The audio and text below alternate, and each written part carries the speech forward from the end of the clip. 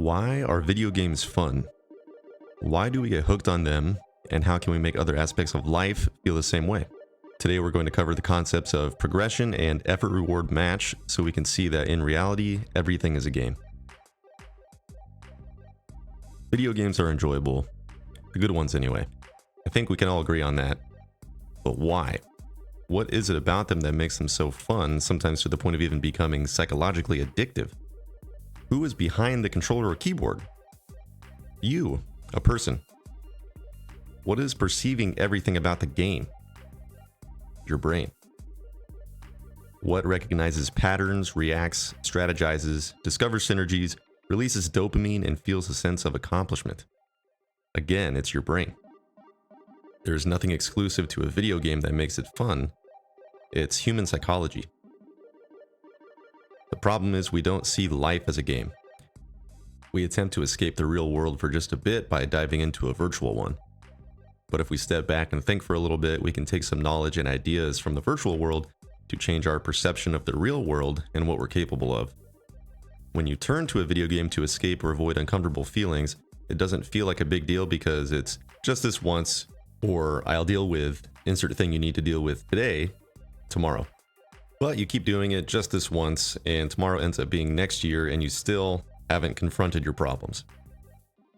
Imagine not using a game as a means to escape or ward off anxiety and getting to enjoy the game in the purest sense, like you used to do as a kid. Imagine video games enhancing your real life, not detracting from it, and real life reciprocating and enhancing your gaming experience, feeling fulfilled in both.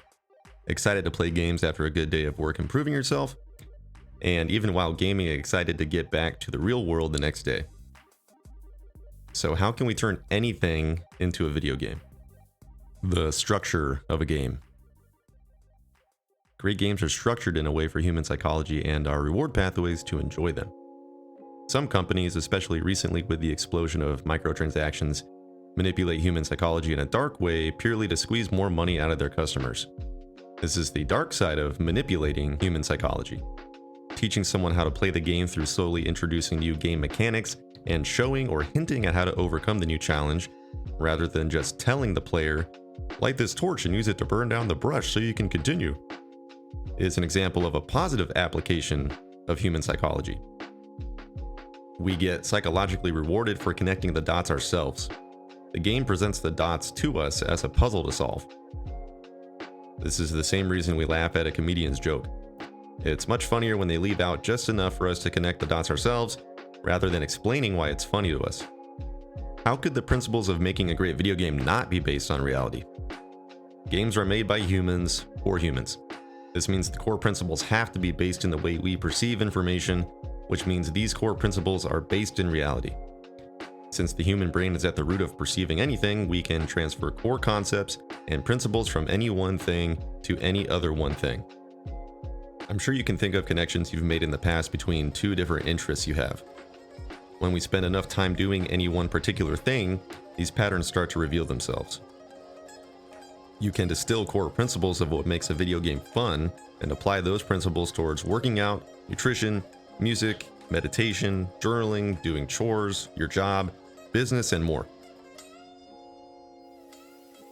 Sure, you can't exactly have loot explosions, flashing lights, and limbs of dismembered demons flying around with ragdoll physics while you're doing the dishes, but that's not really what makes a game enjoyable. That is the quick, cheap dopamine side of things.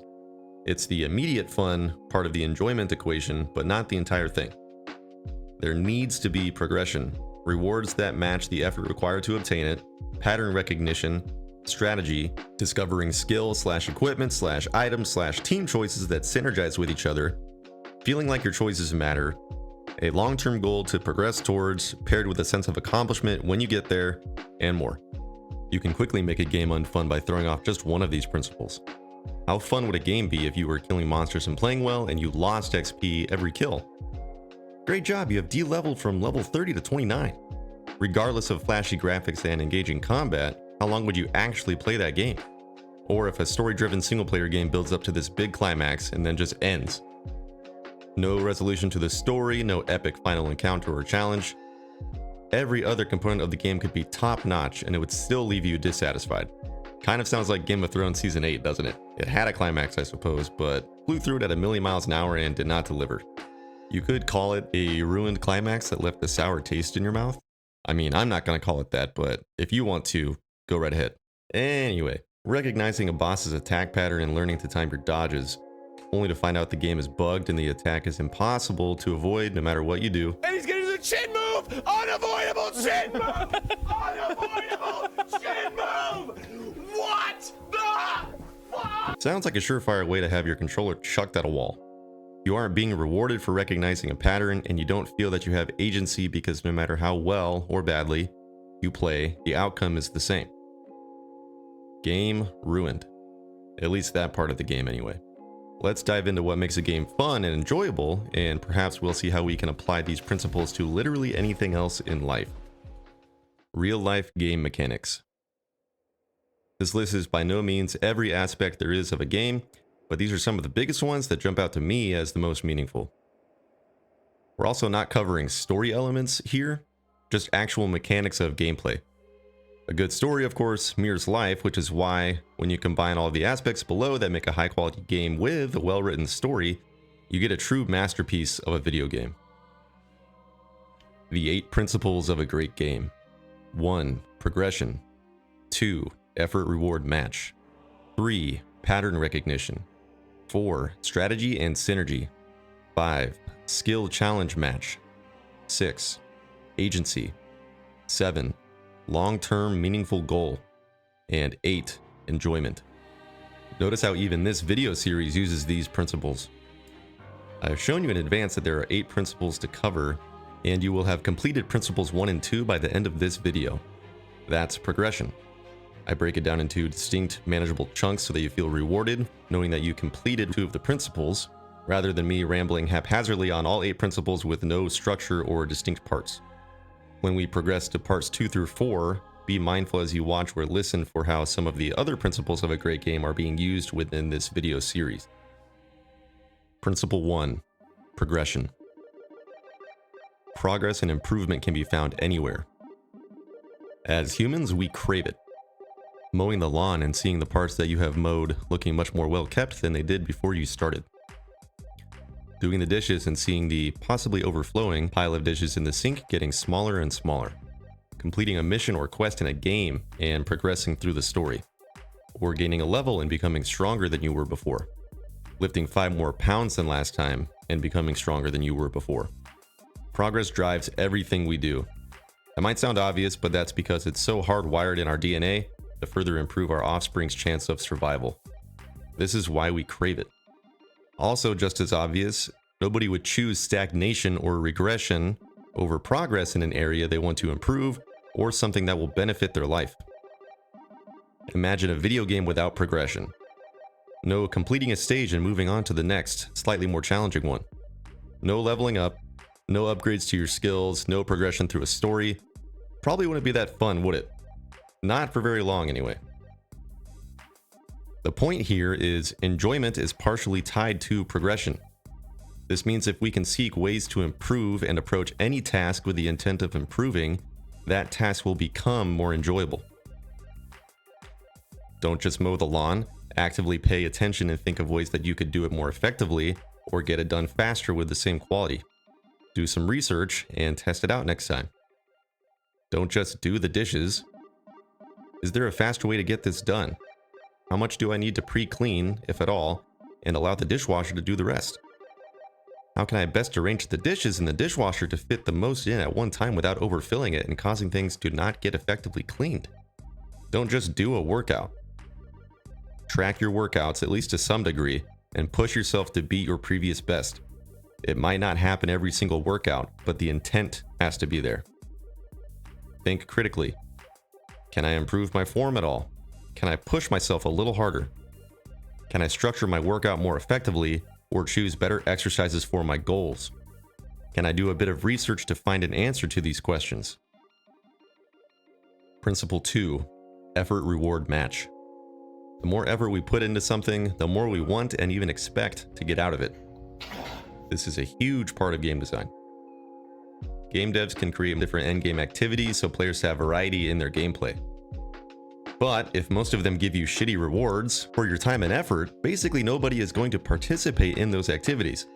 They're going to do the thing that gives them the most return on their time and effort investment, even though it's quote unquote just a game. Crazy part of this is, and as a gamer you know this is true, it doesn't even matter if those less rewarding activities are fun, or even if they are more fun than the more rewarding activity. They don't feel like they serve a greater purpose of progression, at least not effectively, so they become less enjoyable. It feels like a waste of time, and nobody wants to feel like they're wasting their precious free time. That's how powerful effort-reward match is.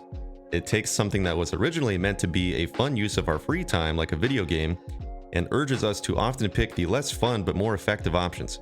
I get it, I fall into this all the time too. I do my best to revisit the following idea. Time you enjoyed wasting is not wasted time at all. It's important to spend time doing things you enjoy doing for the sake of doing them. This actually helps you recharge from more serious things, helps connect you to others, and allows your brain to make connections subconsciously that you could not make if you were always in work/serious/go hard mode all the time. But even if it didn't do all those things, life is meant to be lived. Life is meant to be enjoyed. Even if that activity you spent time on did nothing for you except bring you joy, then it served its purpose. There's often a middle ground too. Can I find a way to play that is kind of effective, but still really fun to me? Rather than always going straight for the top shelf of most effective way to gain XP, but incredibly boring/repetitive. It's no surprise that the best games, or even the most well-received content within a game, align this principle of effort-reward match with the most inherently fun way to play the game, and often intertwine different activities so that they offer distinct rewards from one another that are all valuable and strongly incentivizes players to partake in a variety of activities. Is there an area of your life that you are trying to put more and more time and effort into, but are getting diminishing returns? Could you put in half the time or effort and still get 90% of the result, and now use that extra time and effort towards something else? Is there a game you're currently playing that you unintentionally sucked the fun out of because you are purely striving for optimal and efficient? Can you think of a way to play the game that would make it more enjoyable for you while still making decent progress or being decently effective?